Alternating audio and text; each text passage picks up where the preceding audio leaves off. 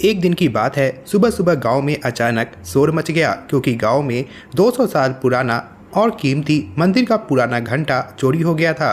पूरे गांव वाले हैरान थे क्योंकि ताले बिल्कुल सही थे और मंदिर का दरवाज़ा भी बंद था, लेकिन मंदिर से घंटा चोरी हो चुका था। क्या सच में वो घंटा चोरी हो गया? हाँ, वो चोरी हो गया और ताले भी बिल्कुल सही थे, पता नहीं कैसे। किट्टू, मुझे तो लगता है ये कोई आम चोर का काम नहीं है, हमें पता करना पड़ेगा कैसे भी। यह बात सुनकर वहां गांव का सबसे अमीर आदमी आया, कालिया सेठ।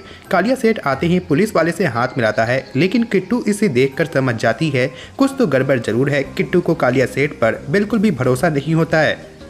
इंस्पेक्टर साहब, ये घंटा बहुत कीमती था, इसका पता लगाना जरूरी है। बिल्कुल सेठ जी, हम पूरी कोशिश करें। किट्टू और चिक्कू को इंस्पेक्टर की बातों पे भरोसा नहीं होता है, इसीलिए किट्टू और चिक्कू फैसला करते हैं वो दोनों किसी भी कीमत पर घंटा को ढूंढ कर लेकर आएंगे। और तभी किट्टू की नज़र उस पर जाती है जिसकी नज़र किसी और पर नहीं जाती है। किट्टू किट्टू इधर आओ, ये देखो। ये नीले रंग का उल्टा तीर। हाँ, और ये गीला है जैसे इसे किसी ने अभी बनाया हो। मतलब चोर ने ये निशान जानबूझ के छोड़ा? हमें किसी भी कीमत पर पता करना पड़ेगा आखिर किसने इसे बनाया है, तभी हम चोर तक पहुंच पाएंगे। किट्टू और चिक्कू तो चोर की जांच पड़ताल कर ही रहे थे, लेकिन शाम को उनकी मुलाकात होती है गांव की सबसे बूढ़ी औरत कमला दादी से। कमला दादी किट्टू और चिक्कू को कुछ ऐसा बताती हैं जिसे सुनकर उनके तो होश ही उड़ जाते हैं। कमला दादी, आप कैसे हो? आप कुछ चोर के बारे में जानते हो क्या? तू ढूंढ रही है ना चोर को? आपको कैसे पता? 2 चोर हैं इस गांव में, एक दिखता है, एक नीले निशान वाले को ढूंढो, लेकिन संभाल के, वो अकेला नहीं। रात में जब किट्टू और चिक्कू सोने की तैयारी कर रहे होते हैं, तब चिक्कू देखती है खिड़की के बाहर कोई इंसान उन्हें देख रहा है और चिक्कू ये सब देखकर हैरान हो जाती है। चिक्कू किट्टू की तरफ दौड़ते हुए जाती है और किट्टू से कहती है, किट्टू किट्टू, हमें लगता है कि कोई हमारा पीछा कर रहा है और हमें चलकर देखना चाहिए आखिर वो कौन है।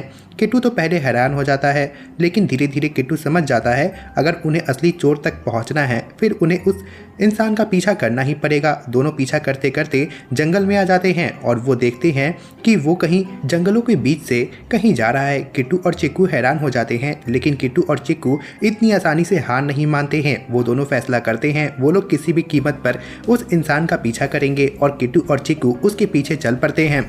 पीछा करते करते किट्टू और चिक्कू बहुत डर रहे थे कहीं उनके साथ कुछ गलत ना हो जाए, लेकिन किट्टू और चिक्कू उसके घर पहुंच जाते हैं और घर पहुंचते ही किट्टू और चिक्कू उसे देखकर हैरान हो जाते हैं। किट्टू और चिक्कू उससे पूछने की कोशिश करते हैं आखिर वो इस तरह उनका पीछा क्यों कर रहा था और वो उनके घर के बाहर क्या कर रहा था। क्या उसने ही तो चोरी नहीं की? तभी वो उन दोनों को बताता है, मैंने चोरी नहीं की है, बल्कि ये घर तो कालिया सेठ का है और उसने उसे केवल इस घर में रहने के लिए बोला है। चिक्कू ये बात सुनकर हैरान हो जाती है, आखिर जंगल के बीच में उसका घर। चिक्कू समझ जाती है कुछ तो गलत जरूर है और उसे पूरी सच्चाई तक किसी भी कीमत पर पहुंचना पड़ेगा। किट्टू और चिक्कू जब वापस घर जा रहे थे तभी उनकी मुलाकात रास्ते में वीर से होती है और वीर किट्टू और चिक्कू को बताता है आखिर वो कौन है। तुम कौन हो? मैं वीर हूं, शहर से आया जर्नलिस्ट। अगर सब जानते हो तो पुलिस को क्यों नहीं बताया? क्योंकि पुलिस में भी कालिया का आदमी है। प्रूफ है तुम्हारे पास? इसलिए तो तुमसे मिलने। वीर शहर से आया एक जर्नलिस्ट था और वीर किट्टू और चिक्कू को बताता है चोर कोई और नहीं बल्कि कालिया खुद है और चोर एक नहीं बल्कि चोर 2 है, एक कालिया और एक कोई और। किट्टू ये बात सुनकर हैरान हो जाता है और चिक्कू समझ जाती है आखिर दूसरा चोर कौन हो सकता है। चिक्कू वीर को बताती है चिक्कू को पहले ही पता चल गया था 2 चोर हैं, कमला दादी ने बताया था, जिसके बाद तीनों को शक होता है कहीं चोर कमला दादी ही तो नहीं। जिसके बाद ये तीनों फैसला करते हैं ये तीनों कमला दादी के पास जाएंगे और उनसे बात करेंगे क्या वाकई में चोरी उन्होंने ही की है या फिर कोई और। खैर इसका जवाब केवल कमला दादी ही दे सकती थी। चिक्कू, किट्टू और वीर कमला दादी के घर तो पहुंच जाते हैं, लेकिन किट्टू और चिक्कू बहुत घबराए थे क्योंकि उन्हें लग रहा था कमला दादी तो ऐसा नहीं कर सकती हैं। आ गई बच्ची और अपने दोस्त भी लाई। बुआ, नीला निशान आपने बनाया था? हाँ, लेकिन क्यों? क्योंकि घंटा सिर्फ कालिया ने नहीं चुराया, उस घंटे के अंदर कुछ छुपा है जो मैं 40 साल से ढूंढ रही। घंटे के अंदर? मेरे बेटे का खत जो कालिया के बाप ने 40 साल पहले घंटे में बंद करके छुपा दिया था। दादी किट्टू और चीकू को बताती हैं कि उन्होंने घंटे की चोरी तो की, लेकिन केवल और केवल अपने बेटे के खत को पढ़ने के लिए। लेकिन किट्टू और चीकू को अब भी ये समझ में नहीं आ रहा था आखिर वो घंटा गया कहाँ। दादी फिर किट्टू और चीकू को बताती हैं कालिया ने उस घंटे को दादी के पास से चोरी करके ले गया और ये घंटा अब किसी और के पास नहीं बल्कि कालिया के ही पास है।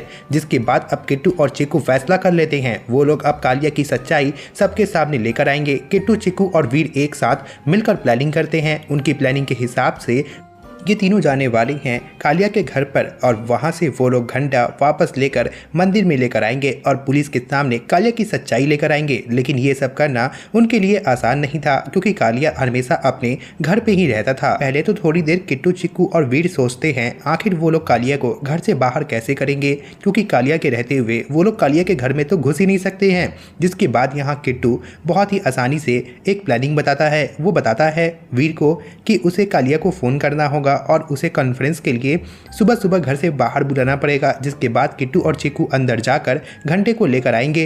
प्लानिंग के हिसाब से वीर कालिया को फ़ोन करता है और वीर कालिया को बताता है कि सुबह में उसका इंटरव्यू है। जिसके बाद कालिया सुबह सुबह घर से बाहर आता है और किट्टू और चीकू को एक मौका मिल जाता है उसके घर में जाने का। किट्टू और चीकू साइकिल से निकलते हैं और वीर भी उनके साथ जाता है। धीरे धीरे वो तीनों कालिया के घर की तरफ बढ़ते हैं, लेकिन उन तीनों को डर था कहीं वो तीनों पकड़े ना जाएं। वीर तीनों को समझाता है उन्हें डरना नहीं चाहिए, क्योंकि अगर हम लोग डर गए फिर वो घंटा कभी भी मंदिर में वापस लौट कर नहीं आ पाएगा।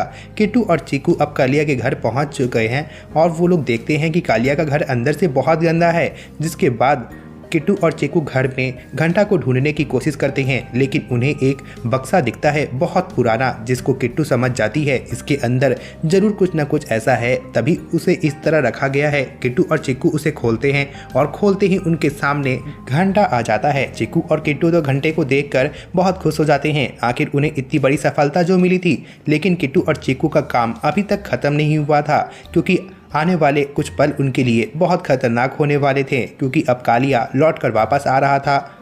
जब कालिया अपने गुंडों के साथ वापस लौट कर आता है और वो देखता है चिक्कू और किट्टू घंटे तक पहुंच गए हैं, कालिया के तो होश ही उड़ जाते हैं और वो चिक्कू और किट्टू को जान से मारने की धमकी भी देता है। किट्टू और चिक्कू तो पहले डरते हैं, लेकिन किट्टू और चिक्कू को पता था उन्हें डरने की कोई ज़रूरत नहीं है। जिसके बाद अब कालिया के बुरे वक्त शुरू होते हैं, क्योंकि अब पुलिस आ जाती है कालिया को पकड़ने के लिए। कालिया पुलिस को देखकर बहुत घबरा जाता है और वो किट्टू और चिक्कू से माफ़ी मांगने लगता है, लेकिन किट्टू और चिक्कू साफ साफ कह देते हैं कालिया ने जो गांव के लोगों के साथ किया है उसके बाद वो लोग कभी भी कालिया को माफ़ नहीं करने वाले हैं। जिसके बाद अब पुलिस कालिया को अपने साथ लेकर चली जाती है और किट्टू और चिक्कू बहुत खुश हो जाते हैं। कालिया को पुलिस के हवाले करने के बाद किट्टू और चिक्कू कमला दादी से मिलने के लिए जाते हैं। कमला दादी किट्टू और चिक्कू से मिलकर बहुत खुश होती हैं और वो किट्टू और चिक्कू को कहती हैं उनकी वजह से आज गांव को इंसाफ मिल पाया और उस कालिये को उसकी सज़ा मिली।